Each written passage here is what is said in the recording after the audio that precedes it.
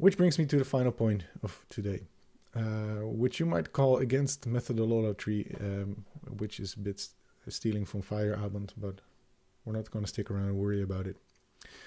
Which is basically symbolized by this picture. I'm going to make that a bit bigger so you can see it. So this is a person which is hired by the municipality of Utrecht, a city in the Netherlands, as you perhaps know. And in a couple of years ago, they went out when there was a storm in the daytime, and it was an intense storm, right? The wind was blowing very hard, so there were leaves all over the place in all places in the Netherlands. But still, these people were hired by the government, went out with their leaf blowers, and they basically stood around blowing leaves while the wind was blowing the leaves again from their piles all around it. It was a beautiful view. I can't show you the video material, but it was video material, and it was nice, right? So here's this basically a tornado of leaves, and a guy standing in the middle of it trying to blow them in one specific direction. Why are we talking about leaves and leaf blowers? Well, I mean, you basically get this right. So you shouldn't go about performing specific procedures, specific methods, using specific tools in a dogmatic fashion. You should always consider the situation at hand. What tools do I need, and when do I need to use them, is the question you should ask yourself. Not, am I allowed to do this, or should I always perform this act? No, it's about what is the answer that the type of question I need answered, and what are the appropriate tools for those type of questions, and how can I be critical of taking that approach in this situation, which is hopefully something that you've gleaned from all the different lectures in this course, right? And I don't hope that you, after taking this course, think, well, all null hypothesis testing is basically bullshit, right? So here's the null ritual of setting up a statistical null. Well, the null ritual, right? We talked about it. It's in the readings. And that's all wrong because it includes different thinking biases, right? It includes a false dilemma. It includes majority belief. It includes a straw target. So let's not do that. And let's all become Bayesians instead, right? And we should all just report it, the probability of theta given the data. And if a certain probability, if a Bayes factor gets to be a certain number, then we should all conclude that we've found substantial evidence, right? So we should be switching from the one way of mindless data analysis to the other way of mindless data analysis. And I hope you're critical of that, right? Because if you're just saying, well, we should all be Bayesians, and then I'm allowed to conclude whatever I want once I have a Bayes factor of 10, something like that, then you're basically like the guy blowing the leaves in the middle of a storm, right? You should always consider whether the tool available to you is the one that you need for the problem at hand. And the problem with a lot of the stuff that we've been critical about so far as it relates to psychological research is not that we always taking the wrong approach, and we should now decide for the first time in the history of psychological science, decide to take the right route to doing science. No, it's basically about overusing tools that are usable in specific contexts, in contexts for which they are not applicable, or for getting answer to questions that cannot be answered with those specific tools. And that's something you need to be aware of. I mean, the mindset that you might have at the beginning of your bachelor's in psychology of, well, basically I'm going to teach science and they were going to tell me which steps to take, and if I take those steps, my results are scientific and therefore more likely to be true.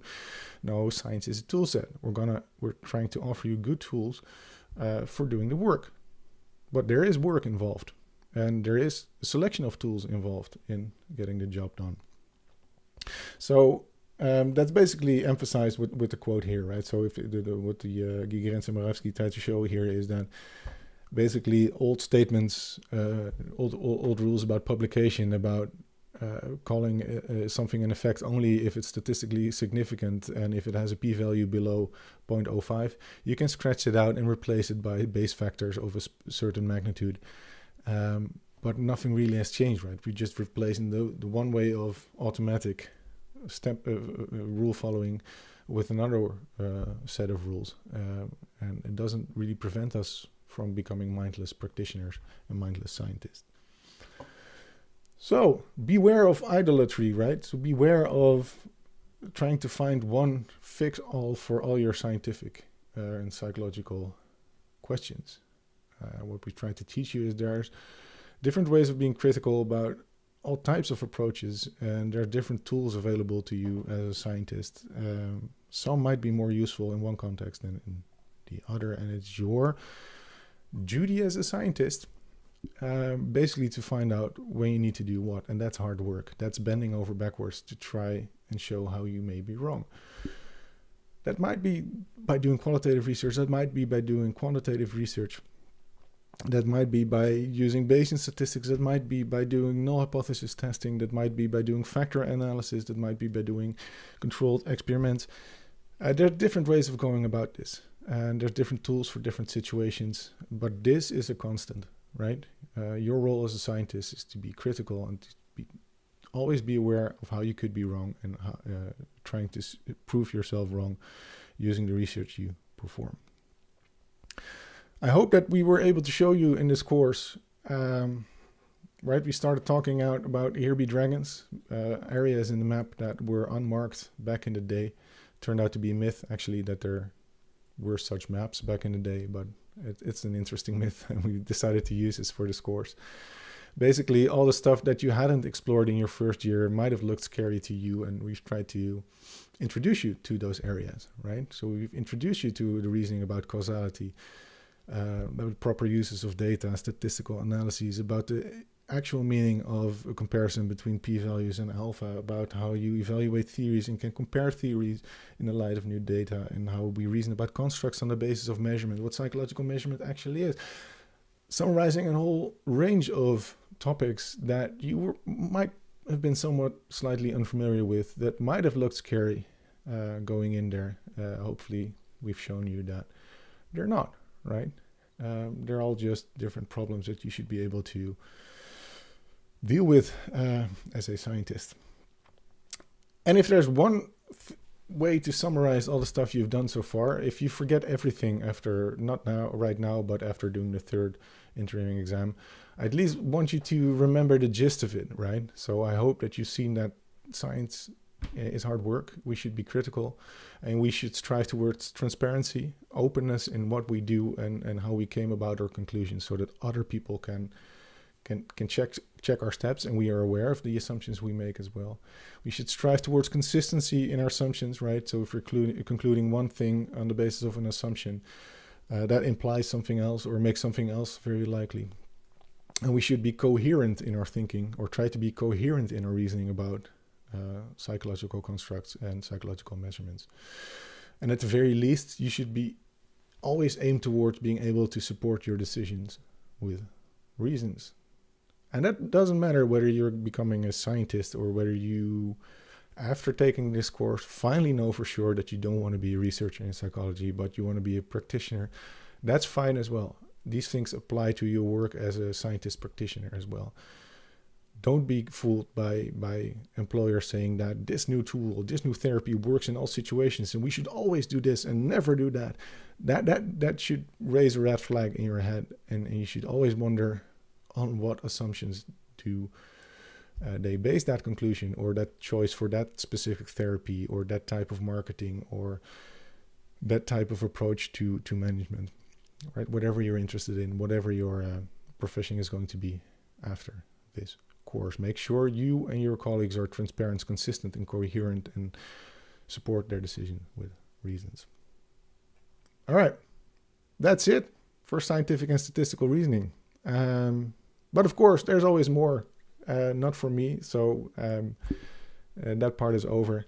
To your delightment or dismay, that's up to you. But we did our best, I'd say, with the 30 lectures. I hope we got that point across.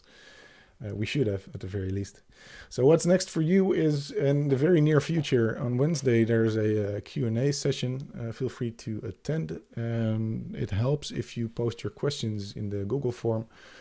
That's included in the module again. If you decide to attend, then we talk about cover all the different questions that are listed there. So make sure you visit that at Wednesday. The next interim exam is planned on Friday. I don't know the time from the top of my head. I think by the end of the morning, but check it in the schedule. I think you should be able to see it.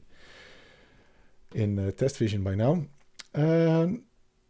Next week, Fundamentals of Psychology starts. I can tell you a lot about it.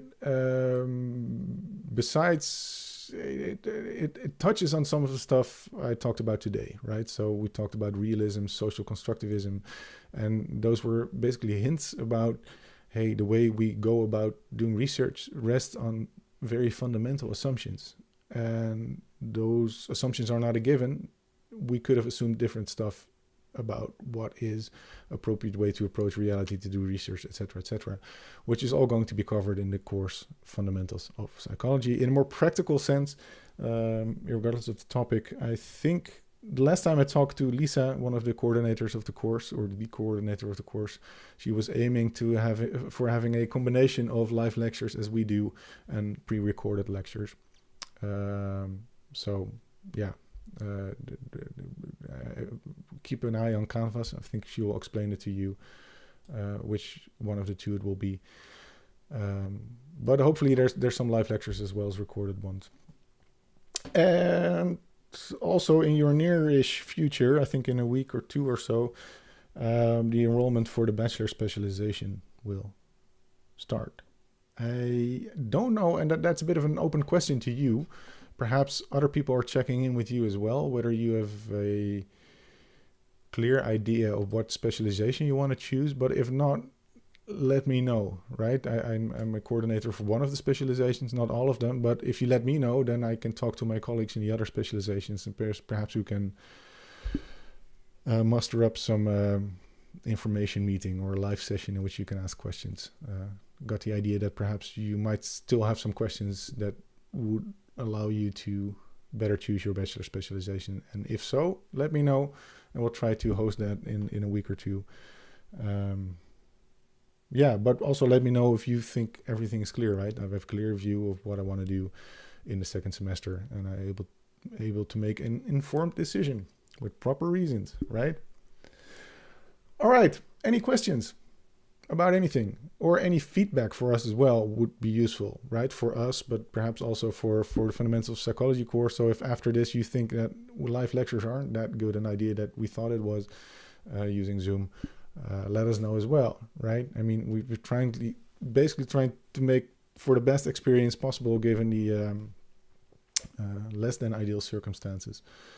And you're doing fine so far, the first two interim exams, and giving your input in the lectures. So I'm having good hope that some of it came across at least, and I think you're doing very well. So any questions, feedback on the course, things we can improve on, let me know. Stick around.